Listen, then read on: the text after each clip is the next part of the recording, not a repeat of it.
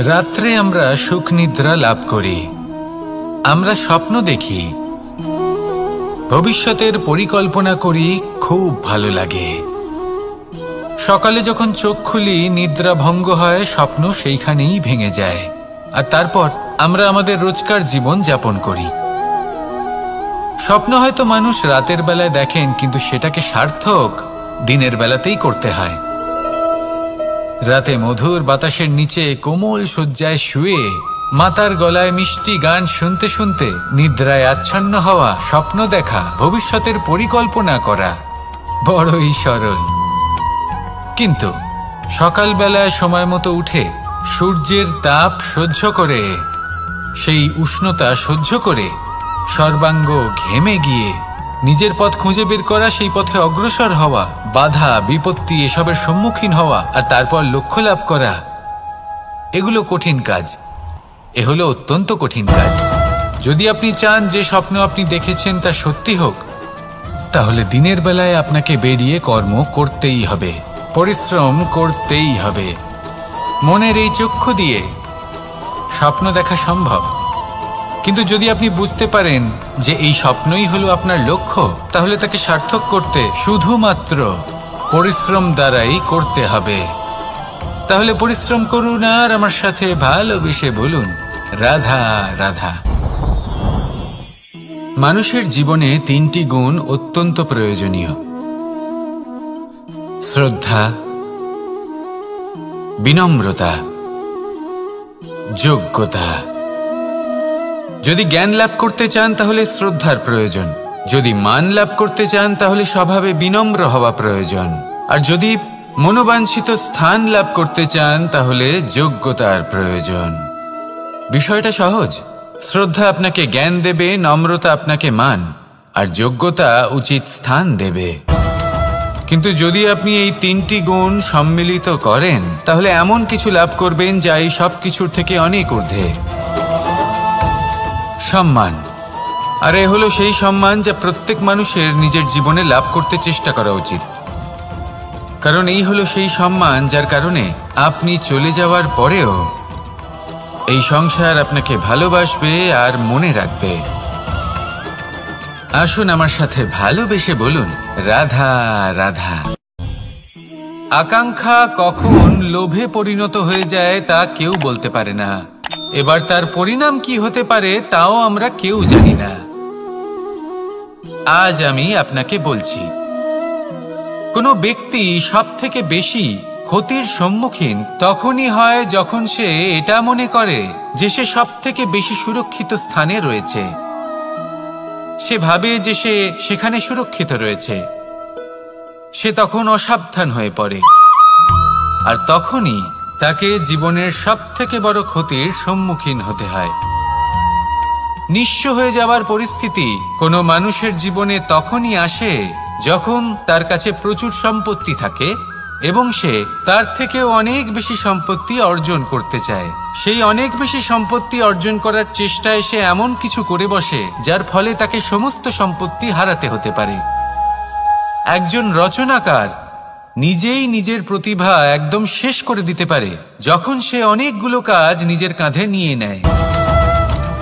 একটা গুরুত্বপূর্ণ কথা সবসময় মনে রাখবেন, আজ আপনি যেখানেই থাকুন না কেন, যেমনই যে কোনো স্থানেই থাকুন না কেন, এর পেছনে আপনার আকাঙ্ক্ষার একটা বিশাল ভূমিকা রয়েছে।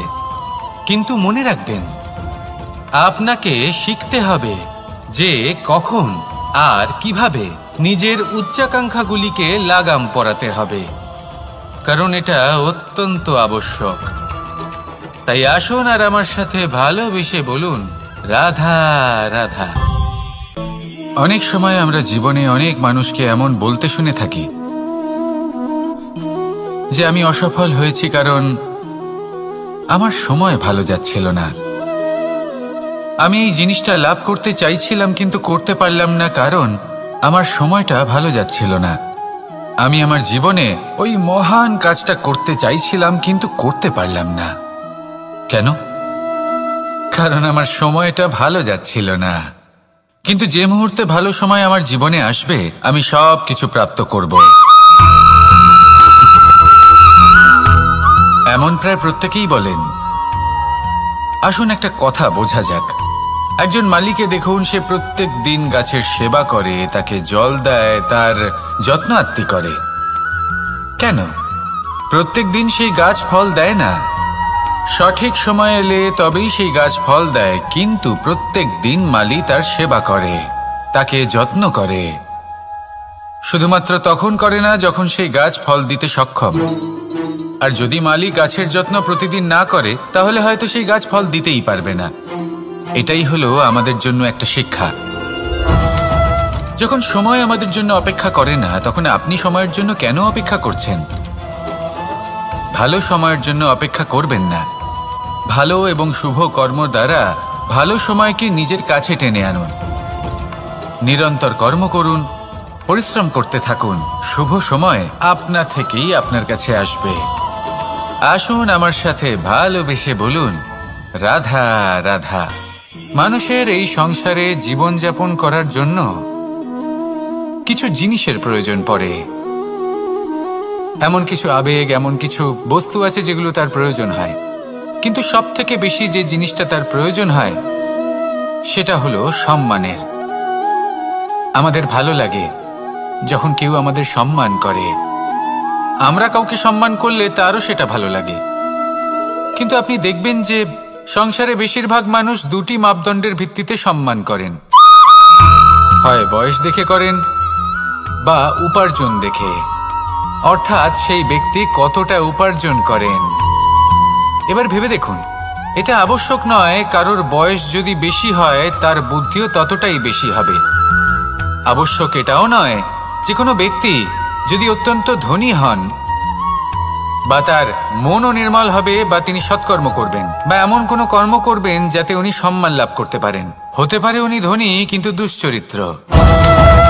সেই জন্য বয়স বা উপার্জন দেখে কোনো ব্যক্তিকে সম্মান করবেন না। কর্ম দেখুন। যদি গভীরভাবে ভেবে দেখেন তাহলে দেখবেন যদি কোনো মানুষ কোনো সৎকর্ম করেন তাহলে তার প্রতি হৃদয় থেকে সম্মান জাগ্রত হয়। এটাই হলো সেই সম্মান যা অর্জন করতে হবে। বয়স আজ আছে, কাল আরো বৃদ্ধি পাবে। উপার্জন আজ আছে, কাল সেটা কমে যেতেও পারে। কিন্তু যদি আপনি নিরন্তর শুভকর্ম করতে থাকেন তাহলে আপনি মৃত্যুর পরেও অমর হয়ে থাকবেন। আসুন আমার সাথে ভালোবেসে বলুন, রাধা রাধা। পাপ এবং পুণ্য, এই দুই হলো সংসারের এমন দুই বিন্দু যাকে কেন্দ্র করে এই সংসারের চক্র ঘুরতে থাকে। আমরা যদি কোনো কর্ম বিচার করি, হয় পুণ্য নয় পাপের দৃষ্টিভঙ্গি দিয়ে, এটা হয় পুণ্য না হলে পাপ। কিন্তু এই পাপ এবং পুণ্য এই দুই নির্ভর করে প্রত্যেক মানুষের ওপর, তার চিন্তাধারা, তার পরিস্থিতির ওপর। ধরুন এমন একজন মানুষ যিনি অনেক দিন ধরে বনে পথ হারিয়েছেন, অনেক দিন হয়তো উনি কোনো খাবার খাননি। এবার এমন পরিস্থিতি চলে এসছে যে এবার যদি উনি খাবার না খান তাহলে হয়তো জীবিতই থাকবেন না। আর এমন অবস্থায় ওনার সামনে যদি কোনো প্রাণী আসে তাহলে তাকে শিকার করা, এটা কিন্তু তার কাছে পাপ নয়। এটা তো জীবিত থাকার একমাত্র উপায়। এটা তার কাছে পুণ্য সম। আর যদি আমি এমন একজন ব্যক্তির কথা বলি যিনি সরল, যিনি একটি সুখী, শান্ত, সুরক্ষিত জীবনযাপন করছেন, তার কাছে কিন্তু এটা পাপ। এইরকমই এই সংসারে ভিন্ন ভিন্ন পরিভাষা আছে পাপ এবং পুণ্যের। তার মধ্যে যদি আমি আপনাকে একটি সরল পরিভাষা দিই, সেটা হলো জীবনে যখনই কোনো কর্ম করবেন সেটা নিয়ে একটু ভেবে দেখুন যে এই যে কাজটা আমি করছি তার ফলে এই যে অন্য মানুষেরা আছেন এই সংসারে, তারা কি দুঃখ পাবেন? যদি তারা দুঃখ পান তাহলে সেটা পাপ। যদি আপনি এমন কোনো কর্ম করেন যার ফলে অন্যরা প্রসন্নতা লাভ করেন, তাদের মুখে হাসি ফুটে ওঠে, যদি তারা প্রেরিত হন, জীবনে সামনে এগোতে পারেন, তাদের বিকাশ হয়, তাহলে এটা হলো পুণ্য। তাই জীবনে সবসময় পুণ্য করতে থাকুন আর আমার সাথে ভালোবেসে বলুন, রাধা রাধা। বনস্পতি ফলনের জন্য আমাদের কিসের প্রয়োজন পড়ে? একটু ধরিত্রীর, একটু পরিশ্রমের আর একটা বীজের। এবার যদি মানুষের কথা বলি তাহলে এখানে ধরিত্রী হলো মানুষের এই জীবন, যেখানে মানুষ নিজের ইচ্ছের ফল ফুল ফলন করতে চায়। পরিশ্রম হলো আমাদের কর্ম, আর বীজ হলো আমাদের নির্বাচন। আমাদের বেছে নিতে হবে যে আমরা কি বপন করব, আম নাকি ফণি মনসা। এর মধ্যে আমরা কি পেতে চাই? রসালো ফলের ফলন চাই নাকি কাঁটার ফলন চাই, তা আমাদের উপর নির্ভরশীল। কিন্তু একটা কথা ঠিক, লক্ষ্য যেমনই হোক না কেন, জীবন যেমনই হোক না কেন, যদি আপনি লক্ষ্যের দিকে এগোতে থাকেন তাহলে কর্মের সাথে খামখেয়ালি আচরণ করতে পারবেন না। যদি আপনি এমন করেন তাহলে এটা আপনাকে একটা অনুচিত লক্ষ্যে পৌঁছে দেবে, সেটা কিন্তু নিশ্চিত। সবসময় এটা মনে রাখবেন, কর্মের সাথে খামখেয়ালি হবেন অর্থাৎ কর্মফলও আপনার সাথে খামখেয়ালি হবে। তাহলে নিষ্ঠার সাথে কর্ম করতে থাকুন আর নিজের লক্ষ্যকে প্রাপ্ত করুন। আর আমার সাথে ভালোবেসে বলুন, রাধা রাধা। অগ্নি চতুর্থ তত্ত্ব, সব থেকে বেশি গুরুত্বপূর্ণ কিন্তু তার থেকেও বেশি ভয়াবহ। কখনো অগ্নিকে নিয়ন্ত্রিত রূপে উনুনে জ্বলতে দেখেছেন?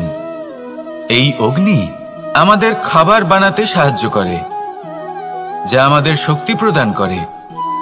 কিন্তু এই অগ্নি যখন বিচলিত হয়ে, অনিয়ন্ত্রিত হয়ে কোনো বনের আগুন হয়ে ওঠে, তখন মহা বিনাশ ঘটে যায়। আপনারই অন্তরের ঊর্জা হলো এই অগ্নি। এটা আপনার শক্তিও, আপনার ক্রোধ। একে ব্যবহার কিভাবে করবেন তা আপনারই হাতে।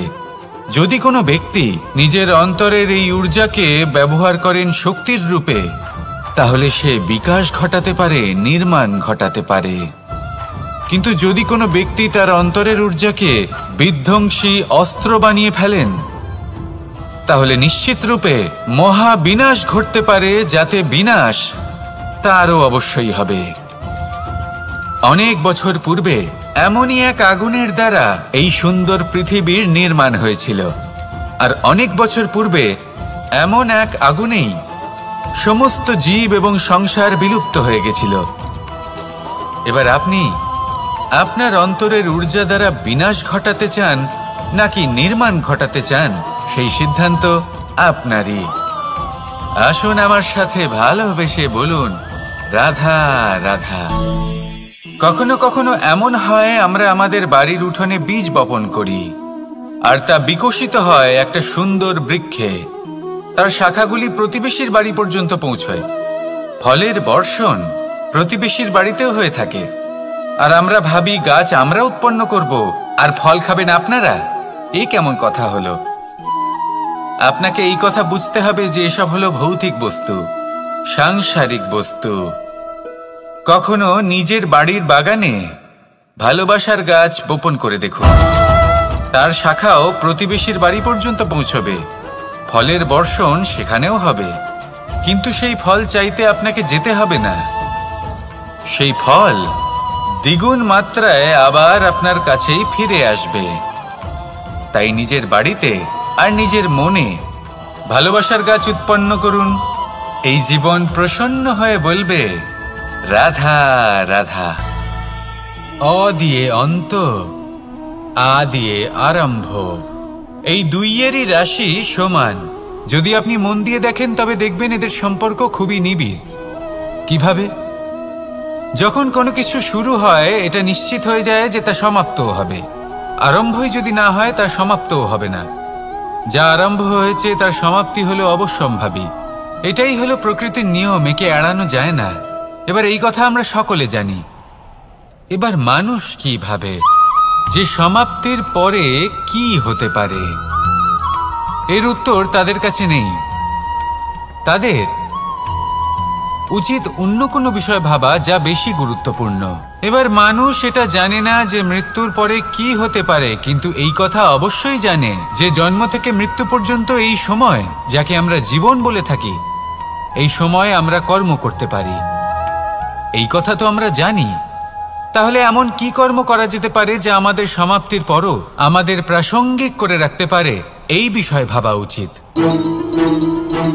যে জন্মগ্রহণ করেছে তার মৃত্যু হবেই, এটা সাধারণ বিষয়। কিন্তু ইতিহাস আজও সেই সকল মানুষজনকে স্মরণ করেন যাদের এই সংসার তাদের মৃত্যু নয়, বরং তাদের জীবনকালে যে কর্ম তারা করেছেন তার দ্বারা মনে রাখেন। সেই কর্মের কারণে এই সংসারে তাদের নাম, তাদের কর্ম, তাদের ব্যক্তিত্ব, তাদের কীর্তি অমর হয়ে থাকে এবং থাকবে। আপনার কাছে এতটা সময় নেই যতটা আপনার মনে হচ্ছে আপনার কাছে আছে। সেই জন্য যত শীঘ্র সম্ভব শ্রেষ্ঠ কর্ম করুন, যতটা পারবেন ততটা অধিক সুকর্ম করুন। এই সংসারে নিজেকে অমর করে তুলুন আপনার মৃত্যুর পরেও, আর আমার সাথে ভালোবেসে বলুন রাধা রাধা। ওমা, এ কি? আমি কখন থেকে এখানে অপেক্ষা করছি, হাত পেতে দাঁড়িয়ে রয়েছি যাতে একটা ফল আমার হাতে এসে পড়ে এবং সেটা আমি খেতে পারি। কখন থেকে অপেক্ষা করছি, কিন্তু সেটা হচ্ছেই না। এবার আপনি বলবেন যে এসব কি বলছি, এ কি অদ্ভুত কথা বলছি। যদি ফল খেতে হয় তাহলে আমাকে বৃক্ষে চড়তে হবে, ফলের কাছে পৌঁছতে হবে, তবেই তো ফল পাবো। এবারে এটা অত্যন্ত সহজ ব্যাপার, কিন্তু এই বিষয়টা আপনি নিজের জীবনের প্রসঙ্গে ভেবে দেখুন। লক্ষ্য কোথায় আছে আপনি জানেন, সেই লক্ষ্যে পৌঁছানোর পথ কি সেটাও আপনি জানেন, সেই পথে চলার ক্ষমতাও আপনার রয়েছে, কিন্তু তাও আপনি নিজের লক্ষ্য লাভ করতে পারছেন না। কেন? কারণ আপনি অপেক্ষা করছেন যে লক্ষ্য আপনার সামনে চলে আসবে, কিন্তু তা হয় না। লক্ষ্য সে যাই হোক না কেন, ধন হোক, প্রেম হোক, কোনো সম্মান হোক বা মোক্ষ হোক, যদি আপনি তার দিকে অগ্রসর না হন তাহলে ফল প্রাপ্তি অসম্ভব ব্যাপার, তা কোনোদিনই হবে না। সেই জন্য আপনার চোখের সামনে আপনি যদি নিজের লক্ষ্যকে দেখতে পান তাহলে উঠুন এবং সেই দিকে অগ্রসর হতে শুরু করুন। নিজের অন্তরের সকল অশুভ গুণ দূর করুন, অলসতা ত্যাগ করুন, অজ্ঞানতা ত্যাগ করে দিন এবং চলতে থাকুন। অবশ্যই মনোবাঞ্ছিত ফল লাভ করতে পারবেন। মনে রাখবেন, চলতে থাকলে তবেই লক্ষ্য প্রাপ্তি হবে। অপেক্ষার দ্বারা শুধুমাত্র মৃত্যু লাভ হবে। আসুন আমার সাথে ভালোবেসে বলুন রাধা রাধা। পাখি কখন জন্ম নেয়, কখন উড়তে শেখে, কখন বাসা বানাতে শেখে, কখন নিজের মৃত্যু লাভ করে, এসব আমাদের মধ্যে কেউ জানি না। কিন্তু পাখি একটা কথা খুব ভালো করে জানে, যে এই সংসারেও যা কিছুই করুক না কেন, এই সংসারের ওকে নিয়ে কিচ্ছু যায় আসে না। এবার আমরা কি করি? কোনো কাজ করার আগে আমরা এটা ভাবি যে এই সংসার যদি আমাকে দেখে ফেলে তাহলে কে জানে এই সংসার কি ভাববে, আমার প্রতিচ্ছবি কেমন তৈরি হবে কে জানে, কে জানে কি হবে আদি ইত্যাদি। এই সব ভাবনায় আমরা মগ্ন হয়ে যাই। কিছুটা এমন ভাবে মগ্ন হই যে বর্তমানের কর্মের এই জীবনের যাত্রাপথে সেই সময়ের আনন্দ উপভোগ করতে ভুলে যাই। এবার দেখুন একটা পাখি কি করে, ওর কর্ম হলো গান গেয়ে চলা। ওই পাখি গেয়ে চলে, কেউ ওর গান শুনুক বা না শুনুক, কেউ আদৌ শুনছে কিনা সেই বিষয়টা নিয়ে সেই পাখির কিছুই যায় আসে না। সেই পাখি নিজের কর্ম করতে থাকে। হয়তো সেই জন্যই আপনি কখনো কোনো পাখিকে কাঁদতে দেখবেন না। এরকমই আপনাকে নিজেকে গড়ে তুলতে হবে। প্রথমে নিজেকে জিজ্ঞেস করুন, এই যে কর্ম আমি করতে চলেছি সেটা কি উচিত? যদি আপনার মনে হয় সেটা উচিত তাহলে সেটা প্রমাণ করুন। এটা ভাববেন না যে এই সংসার কি ভাববে। আসুন আর আমার সাথে ভালোবেসে বলুন রাধা। বনের মধ্যে যদি আপনি কোনো বিষাক্ত সাপ দেখেন তাহলে কি করবেন? আপনি তখনই তার থেকে দূরে পালাতে চেষ্টা করবেন। আর এটা কেন করবেন? নিজের রক্ষার্থে। এই কথা আমি নয় মেনে নিলাম, কিন্তু নিজের জীবনে এটা করেন না কেন? আপনি যেখানেই যান, যে স্থানেই যান না কেন, প্রত্যেক সময়ে প্রত্যেক মুহূর্তে এমন বিষাক্ত সাপ আপনি অবশ্যই খুঁজে পাবেন। আর সেই সাপ নয় যাদের আপনি বনে খুঁজে পাবেন, এরা হলো সেই সাপ যা আপনাকে পাপ করতে বাধ্য করবে। আপনার অন্তরের বাসনা, ক্রোধ, অহংকার, লোভ, ঈর্ষা এদের বৃদ্ধি ঘটাবে। দেখুন, বনের এই সাপ আপনাকে একবার ছেড়ে দিতেও পারে, ছোবল নাও মারতে পারে, কিন্তু এই যে পাপরূপী সাপ আছে তা অবশ্যই ছোবল মারবে। কর্ম যদি করেন তাহলে অবশ্যই ফল পাবেন। সেই জন্য যখনই কোথাও যাবেন যদি এমন কাউকে দেখেন, যদি এমন কিছু দেখেন যে আপনাকে পাপ করতে বাধ্য করছে, তাহলে সেই মুহূর্তে সেখান থেকে পালিয়ে যান। যেমন বনের সাপ দেখে আপনি পালাতে থাকেন। সৎকর্মের রক্ষা অত্যন্ত আবশ্যক। আসুন আর আমার সাথে ভালোবেসে বলুন, রাধা রাধা। যদি কোনো সিংহ বানরের মতো গাছে চড়তে চেষ্টা করে তাহলে কি হবে? একটা মাছ যদি মাটিতে হাঁটতে চেষ্টা করে তাহলে কি হবে? তারা বিফলই হবে। কিন্তু এরকম কেন হয়? তার কারণ হলো প্রকৃতির রচনা কিছুটা এরকম। এখানে প্রত্যেকটি ব্যক্তিকে, প্রত্যেকটি প্রাণীকে আলাদা আলাদা গুণের অধিকারী করা হয়েছে এবং সকলকে একটা সীমাও প্রদান করা হয়েছে।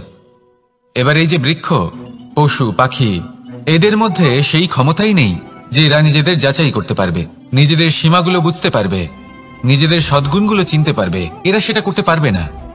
কিন্তু মানুষ তো আলাদা। মানুষের কাছে সেই বিশেষ শক্তি আছে যে তারা পূর্ণরূপে নিজেদের যাচাই করতে পারবে, নিজেকে পূর্ণরূপে বুঝতে পারবে, নিজের দোষ, নিজের অপগুণ, নিজের সদ্গুণ, নিজেদের সীমাগুলো তারা বুঝতে পারবে। আর এটা অত্যন্ত গুরুত্বপূর্ণ। কথায় আছে যে যদি সাফল্য লাভ করতে হয় তাহলে নিজেকে যাচাই করে নিতে হবে। তাই নিজেকে যাচাই করুন, নিজের সাথে পরিচিত হয়ে যান এবং জীবনে কর্ম করতে থাকুন। সাফল্যের শিখরে অবশ্যই পৌঁছে যাবেন। আর ওখানে যদি যান তাহলে এই মন প্রসন্ন হয়ে অবশ্যই বলবে, রাধা রাধা। অন্ধকারাচ্ছন্ন রাত্রি যদি এসে থাকে তাহলে আলোকিত প্রকাশ নিয়ে সূর্যও অবশ্যই আসে। রোগ যদি এসে থাকে তাহলে তার ওষুধও অবশ্যই আসে। সমস্যা যদি আসে তাহলে সেই সমস্যার সমাধানও নিজে থেকেই আমাদের কাছে চলেই আসে। এই সংসার, এই জীবনের শুধুমাত্র একটাই নিয়ম আছে, আর তা হলো এটাই, এই সংসার হলো একটা চক্রের মতো। এতে শাশ্বত বলে কিছু নেই, নিত্য বলে কিছু নেই। আর যা কিছুই রয়েছে সব বদলাতে চলেছে। যদি আপনার জীবনে দুঃখ থাকে, সমস্যা থাকে, যদি আপনি বিপদ দ্বারা আচ্ছন্ন, তাহলে মনে রাখবেন সবকিছু বদলে যেতে চলেছে। দুঃখের সময় কাঁদবেন না, মনকে আরো দুঃখী করে তুলবেন না, কারণ এখানে যা কিছুই এসেছে তা যাওয়ার জন্যই এসেছে। তাহলে এত চিন্তা কিসের? আনন্দ সহকারে জীবন যাপন করুন আর আমার সাথে ভালোবেসে বলুন, রাধা রাধা।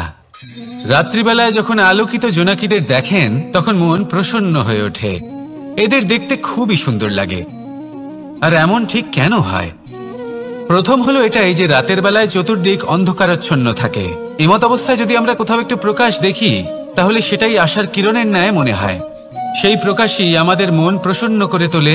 আর সেই জন্য যে সকল মানুষ রাতের বেলায় কোনো জোনাকি দেখতে পান তারা প্রসন্ন হয়ে যান। এবার কখনো কখনো জীবনে আমাদের মনে হয় যে চতুর্দিকে শুধুমাত্র অন্ধকারই হয়ে আছে। প্রত্যেকেরই তা কখনো মনে হয়।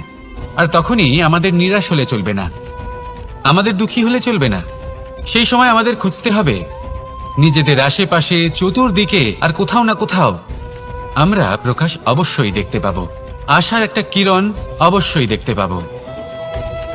কেউ এমন একটা কর্ম করেন যেটা দেখে আমরা প্রেরিত হয়ে যাই। আর এমন কোনো কর্ম যদি আপনারা করেন তাহলে সেই কর্ম আপনার মনকে প্রসন্ন ভাব, আনন্দ এবং ভালোবাসা দ্বারা ভরিয়ে তুলবে।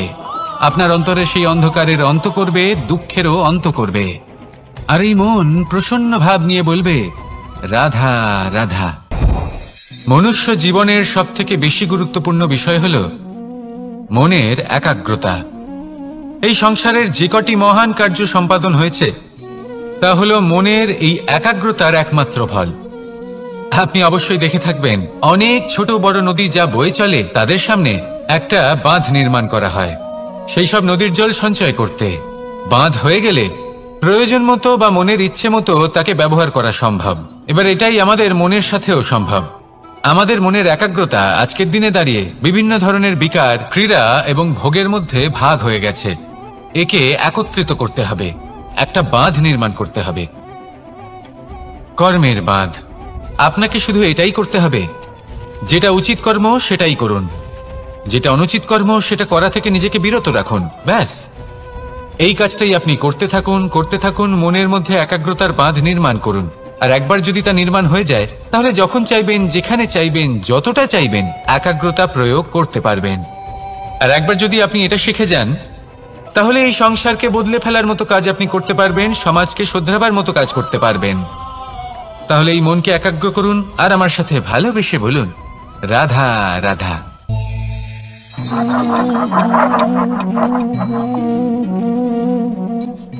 কোনো ব্যক্তিকে নিশ্চয়ই দেখেছেন যিনি নিজে কাঠ কাটার এই কাজে নিপুণ এবং অভিজ্ঞ। এবার আপনারা দেখবেন যে তার মনোযোগ সমস্ত কাঠের ওপর থাকে না, তার মনোযোগ থাকে শুধুমাত্র একটা কাঠের ছোট্ট একটি অংশের ওপর, যেখান থেকে তার টুকরো করা হচ্ছে। কিন্তু সেটা উনি কেন করেন? যদি এটা উনি না করেন তাহলে সেই কাঠ সঠিক পদ্ধতি এবং তাড়াতাড়ি কাটা যাবে না। জীবনেও তাই হয়ে থাকে। আপনি হয়তো কোনো লক্ষ্য স্থির করেছেন বা পথ নির্বাচন করেছেন বা কাজ স্থির করেছেন যেটা আপনি করেই ছাড়বেন। তাহলে নিজের সম্পূর্ণ মনোযোগ শুধুমাত্র তার উপর কেন্দ্রীভূত করুন। যদি আপনার মন এদিক ওদিক তাকাতে থাকে, অস্থির হয়ে পড়ে, বিচলিত হয়ে পড়ে, যদি তা হয়ে থাকে তাহলে আপনি অবশ্যই অসফল হবেন। তাই কর্মঠ থাকুন, নিরন্তর কর্ম করতে থাকুন এবং পূর্ণ মনোযোগ দিয়ে নিজের কাজ করুন। নিজের পথে অগ্রসর হন বা নিজের লক্ষ্য প্রাপ্ত করতে চেষ্টা করুন। তারপর দেখুন কি হয়, কিভাবে উচিত পথে এবং তীব্র গতিতে আপনার লক্ষ্য আপনার কাছেই পৌঁছে যায়। আর আপনার এই মন প্রসন্ন হয়ে বলে, রাধা রাধা। কখনো কোনো নদীকে দেখেছেন? একই আকার, একই স্থান, শুধু প্রবাহিত হতে থাকে। এর মধ্যে কখনো কোনো অপদ্রব্য ফেলে দেখুন, দেখবেন সেটা বেশিক্ষণ সেখানে থাকে না। সেটা নদীর সাথে বইতে থাকে আর বয়ে যেতে যেতে সাগরে সমাহিত হয়ে যায়, আর শেষ পর্যন্ত সাগর সেটাকে তটে ফেলে দেয়। কিছুটা এমন হওয়া উচিত আমাদের বিচারধারাও।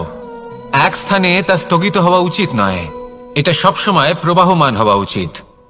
তবেই আমাদের চেতনা, আমাদের মূল্যবোধ এবং আমাদের স্মৃতি, এই তিনটি শ্রেষ্ঠ থাকবে। আর এটাই হলো পুকুর এবং নদীর মধ্যে পার্থক্য। নদীতে জল সবসময় বয়ে চলে, সেই জন্য পবিত্র থাকে, শুদ্ধ থাকে এবং পরিষ্কার থাকে। আর সেখানে এই পুকুরের তলদেশে সব জমা হতে থাকে, আর সেই জন্য তা অপবিত্র হয়ে যায়। তাই সবসময় এই বিচারধারা প্রবাহমান রাখুন। যদি মনে কোনো ভাবনা চলে আসে, সেখানেই থেকে যায় এবং বিদ্যে থাকে, তাহলে তা বের করে দিন, তাকেও বয়ে যেতে দিন, এবং তার যা উত্তর হবে তা সময়ের সাথে আপনার সামনেই চলে আসবে।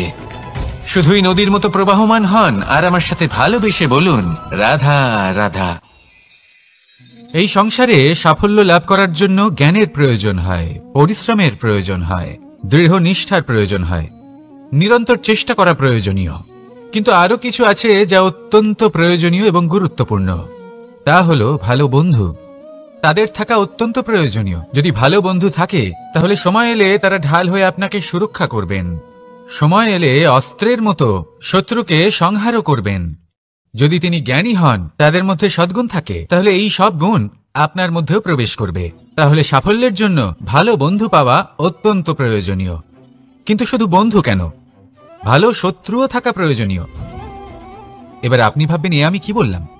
যদি আপনার জীবনেও ভালো অর্থাৎ শক্তিশালী শত্রু থাকে, তাহলে আপনিও শক্তিশালী হতে থাকবেন। এই শত্রু আপনাকে প্রেরিত করবে আরো বেশি শক্তিশালী হয়ে ওঠার। কখনো কোনো হরিণকে দেখুন, তীব্র গতিতে দৌড়তে থাকে। কেন তীব্র গতিতে দৌড়য়? এই কারণে নয় যে কোথাও তার জন্য মধুর ঘাস অপেক্ষা করে রয়েছে, না। সে এই কারণে তীব্র গতিতে দৌড়য় কারণ সেটা না করলে তার পেছনে একটি সিংহ আছে যে ওকে নিজের ভোজন করে ফেলবে। তাই জীবনে বিপদ, সংকট, এই সবকিছুও হলো অত্যন্ত গুরুত্বপূর্ণ। তার সম্মুখীন হতে শিখুন আর আমার সাথে ভালোবেসে বলুন, রাধা রাধা। আমরা সবাই ফল খাই, কিন্তু আমাদের সেই ফলই প্রিয় হয় যে পরিপক্ক হয়ে ওঠে, যেটা নম্র হয়, আর যে ফল অনেক বেশি মিষ্টি আর সুস্বাদু হয়ে থাকে, যাদের রঙে বাহার দেখা যায়। সেইভাবে জীবনে আমরা নানান মানুষের সাথে পরিচিত হই, কিন্তু সেই মানুষই আমাদের মন ছুঁয়ে যায় যারা বিনম্র স্বভাবের, যাদের বাণী খুব মধুর, যাদের অন্তরে আত্মবিশ্বাসের একটা তেজ, একটা রং দেখা যায়। এবার এমন ব্যক্তি আমরা কি করে হব? ঠিক সেইভাবেই যেমন একটা ফল রোদ, বর্ষা, শীত, বায়ু, এই সকল সংকটময় পরিস্থিতির সম্মুখীন হয়ে পরিপক্ক হয়ে ওঠে, সেইভাবেই মানুষ সংকটময় পরিস্থিতির সম্মুখীন হয়ে পরিপক্ক হয়ে ওঠেন। যদি এই সংকটের সম্মুখীন হন তাহলে অভিজ্ঞ হবেন, আর এই অভিজ্ঞতাই শিক্ষা দিয়ে যাবে। এই অভিজ্ঞতা আমাদের শিখিয়ে দেয় যে আমাদের বিনম্র থাকতে হবে। অহংকার করে কোনো লাভ নেই। মধুর বাণীর যে কি মূল্য তা আমরা শিখতে পারি। এই অভিজ্ঞতাই আমাদের বুঝিয়ে দেয় যে উচিত অনুচিত কোনটা, আমাদের দৃষ্টিভঙ্গি তৈরি করে, আর এই দৃষ্টিভঙ্গি দ্বারা আত্মবিশ্বাস জাগ্রত হয়।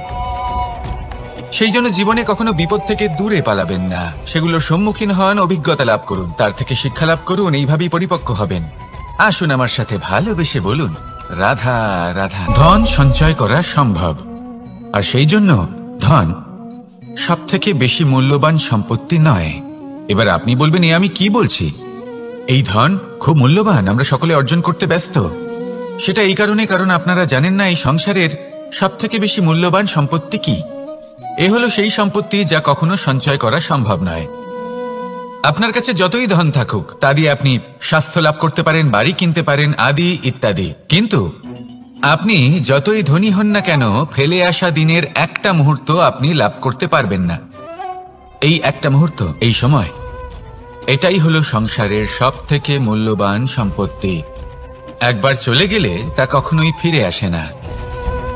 আর এই মুহূর্ত যতই চলে যাক না কেন, আমরা স্মৃতির মাধ্যমে সেগুলি যাপন করতে পারি, তার আনন্দ উপভোগ করতে পারি, আর যার সাথে আমরা সময় অতিবাহিত করেছি তার স্মৃতিতে আমরা চিরকাল জীবিত থাকতে পারি।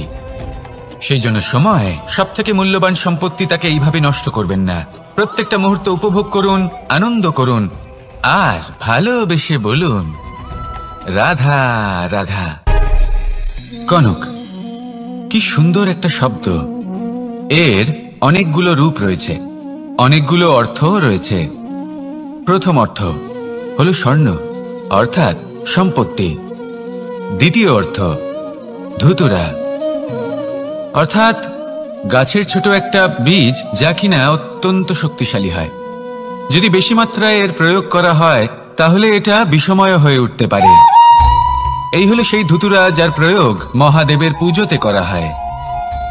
এবার প্রশ্ন হলো এটাই যে এই স্বর্ণ এবং এই ধুতুরার মধ্যে মিল কি রয়েছে? মিল হলো এটাই যে এই দুটোই মানুষকে মত্ত করে তোলে। ধুতুরা মানুষকে তখন মত্ত করে যখন তাকে সেবন করা হয়, কিন্তু স্বর্ণ, ধন, সম্পত্তি, মানুষ এটা যতটাই অর্জন করে নেয় সেটাই যথেষ্ট। এই স্বর্ণ মানুষের ভাবনা চিন্তা করার ক্ষমতাকে বশ করে ফেলে। মানুষ সম্পত্তির লোভে মত্ত হয়ে ওঠে, কারণ যে যত চমৎকারী, যতটা অমূল্য হয় তাকে সামলানো কিন্তু ততটাই কঠিন, তাই না? তাই মনে রাখবেন, ধন, স্বর্ণ, সম্পত্তি এগুলো ধুতুরার থেকেও অনেক বেশি বিষাক্ত হতে পারে। তাই এর ওপর আত্মসংযমের একটা কবচ পরিয়ে রাখবেন এবং বিবেকের শক্তির সাথে এগুলো প্রয়োগ করুন, তবেই কল্যাণ হবে। আসুন আমার সাথে ভালোবেসে বলুন, রাধা রাধা। আমার কাছে যশোদা মা যেমন, আমার কাছে দেবকী মা যেমন, আমার কাছে ঠিক তেমনই হলেন গোমাতা। এবার ভেবে দেখার বিষয় হলো এটা যে এই সংসারে অসংখ্য প্রাণী আছে, একজন গাইকে একজন মায়ের মর্যাদা কেন দেওয়া হয়? তাহলে এর অনেকগুলো কারণ আছে। এই গাই অর্থাৎ গোমাতা, এনারা হলেন অত্যন্ত শান্ত, শান্তিপ্রিয়, কখনো কারোর কোনো ক্ষতি করতেই পারেন না। গোমাতা যে দুধ নিজের বাছুরকে পান করান সেই দুধই আমাদেরও দেন। সেই দুধ পান করে আমরা শক্তি লাভ করি। এই দুধ থেকে আমরা মাখন, ঘি, পায়েস, এইসব সুস্বাদু খাবার লাভ করি। গোমাতার গোবর আমাদের জ্বালানি হিসেবে সাহায্য করে, যার ফলে খুব কম সংখ্যক কাঠ ব্যবহার করা যায় এবং বেশিরভাগ জঙ্গল সুরক্ষিত থাকে। গোমাতার গোমূত্র, সেটাও আমাদের কাছে লাভজনক। এর দ্বারা আমরা অনেক রোগ থেকে মুক্তি লাভ করতে পারি। গোমাতা যখন একটি বাছুরকে জন্ম দেন তখন সেই বড় হয়ে আমাদের ক্ষেত কর্ষণ করে। সেই জন্য গাইকেও জীবনে মায়ের মর্যাদা দেবেন। যতটা সম্ভব তাকে সেবা করুন এবং ভালোবেসে তাকে পালন করুন। এই মন নিজে থেকেই প্রসন্ন হয়ে বলবে, রাধা রাধা। মধু কারই না পছন্দ বলুন তো? অত্যন্ত সুস্বাদু হয় এই মধু, মিষ্টি খেতে হয় এবং তার শক্তিও প্রদান করে, এবং প্রত্যেকটি মিষ্টি পদার্থের মতোই এতেও খুব তাড়াতাড়ি পিঁপড়ে ধরে যায়। অন্যদিকে যদি নুনকে দেখি তাহলে বছরের পর বছর রাখলেও এতে পিঁপড়ে ধরে না। এবার যদি কথা বলি বন্ধুত্বের, তাহলে বন্ধুত্ব নুনের মতো হওয়া উচিত, মধুর মতো নয়। যারা সামনে এলে শুধুমাত্র মধুর মধুর কথা বলবে, পরে এতে পিঁপড়ে ধরে যাবে। এটা নুনের মতো হওয়া উচিত। প্রকৃত বন্ধু হলো সে যে সময় এলে পরে আপনার সামনে আপনার প্রকৃত সত্য তুলে ধরবে, তা সে যতই কঠিন হোক না কেন। আপনার দোষ, আপনার অপগুণ, আপনার খামতি আপনাকে বলতে পারবে, যাতে আপনি সেগুলো শুনে মেনে নিয়ে তারপর নিজেকে শুধরোতে পারেন। এটাই হলো প্রকৃত বন্ধুত্ব। কখনো নিজের জীবনের আশেপাশে মন দিয়ে দেখবেন, অনেক সময় এমন মানুষ থাকেন, অনেক বন্ধু থাকেন যাদের দেখে আমাদের মনে হয় যে এনারা খুব কঠোর, এনাদের কথা খুব কটু। কিন্তু বেশিরভাগ এমন মানুষের মনটা যদি বুঝতে পারেন তাহলে দেখবেন তাতে কোনো মালিন্য নেই, এনাদের মন অত্যন্ত পবিত্র হয়।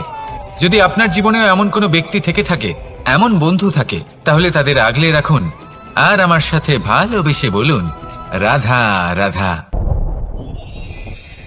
যতক্ষণ আমরা এই সংসারে জীবিত ততক্ষণ আমাদের সাথে সবকিছু থাকে, আমাদের ধন, সুখ স্বাচ্ছন্দ্য, আমাদের মিত্রগণ, আমাদের পরিবার, এই সমাজ, এই সবকিছু আমাদের সাথে থাকে। যেদিন আমরা এই সংসারকে ত্যাগ করব, এদের মধ্যে কেউ আমাদের সাথে যাবে না, না ধন, না স্বাচ্ছন্দ্য, না সম্পত্তি। এই সকল মানুষ, এই সমাজ, এরা শুধুমাত্রই শ্মশান পর্যন্ত আমাদের সাথে থাকতে পারবেন। তারপরে যদি আমাদের সাথে কিছু যেতে পারে তাহলে তা শুধুই আমাদের ধর্ম।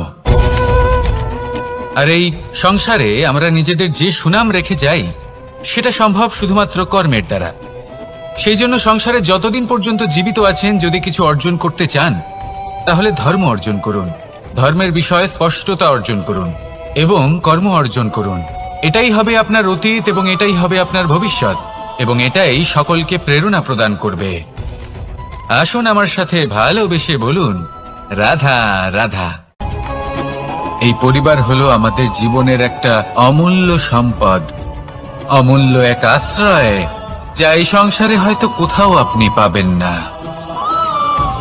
তাই একে আগলে রাখুন। পরিবার সেই গাছ। আসুন আমার সাথে ভালোবেসে বলুন, আর সেই গাছ। আসুন আমার সাথে ভালোবেসে বলুন, রাধা রাধা। অনেক সময় আমরা জীবনে অনেক মানুষকে এমন বলতে শুনে থাকি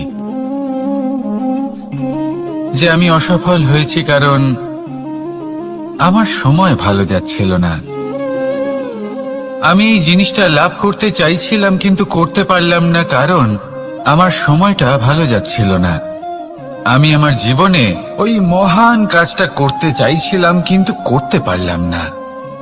কেন? কারণ আমার সময়টা ভালো যাচ্ছিল না। কিন্তু যে মুহূর্তে ভালো সময় আমার জীবনে আসবে, আমি সব কিছু প্রাপ্ত করব। এমন প্রায় প্রত্যেকেই বলেন। আসুন একটা কথা বোঝা যাক। একজন মালিকে দেখুন, সে প্রত্যেক দিন গাছের সেবা করে, তাকে জল দেয়, তার যত্ন আত্তি করে। কেন?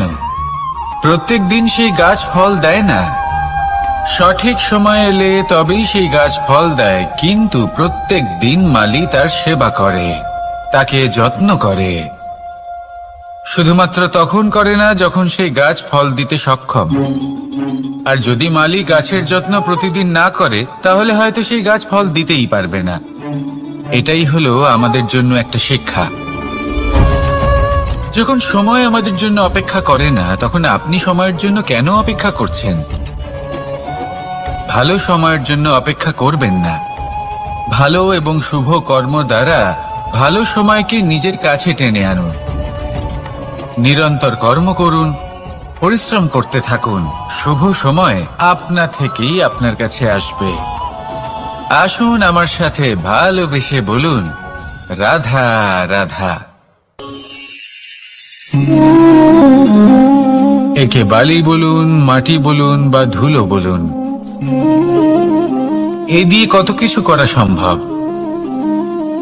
এ দিয়ে আপনি নিজের বাসস্থান নির্মাণ করতে পারেন, প্রাচীর গড়ে তুলতে পারেন, অট্টালিকা নির্মাণ করতে পারেন। কিন্তু যদি এই বালিকে আপনি মুষ্টিবদ্ধ করে রাখতে চান, তাহলে তা হাত থেকে ফসকে যাবে। আপনি কখনোই একে মুষ্টিবদ্ধ করতে পারবেন না। এরকমই হয় আমাদের জীবন, আর এরকমই হয় সময়। এই মুষ্টিবদ্ধ করা বালির মতো। সময়কে আমরা বাধা দিতে পারবো না, আটকেও রাখতে পারবো না। এ হলো প্রবাহমান। জন্ম থেকে মৃত্যু পর্যন্ত এই যে সময়, তা খুবই সীমিত। আর এই সময় আমরা যেটাই করি তার দ্বারাই আমাদের মূল্য নির্ধারিত হয়। আর এই সংসার থেকে চলে যাওয়ার পরেও এই সংসার এই সব কর্মের জন্যই আমাদের মনে রাখে। তাই যদি আপনি এটা ভাবেন যে আজ যে কর্ম করার ছিল আমি না হয় কাল করে নেব, কাল আমার লক্ষ্যে পৌঁছানোর কথা ছিল আমি পরশু পৌঁছবো, না, এই সময় খুব মূল্যবান, একে নষ্ট করবেন না।